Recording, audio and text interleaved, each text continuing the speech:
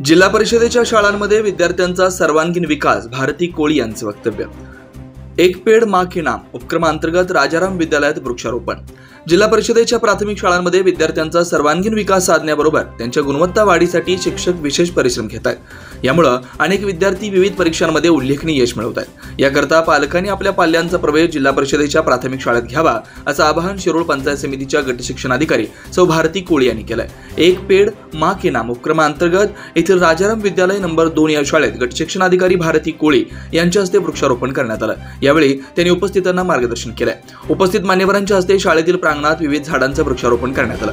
शाळेच्या वतीने गट शिक्षण अधिकारी भारती कोळी, शाळेत नव्याने रुजू झालेले शिक्षक सौ प्रतिभा साळोखे, रवींद्र वाघ, सुनील घुमान्ना यांचा करण्यात आलाय। प्रभारी मुख्याध्यापक सनी सुतार यांनी स्वागत व प्रास्ताविक केलं।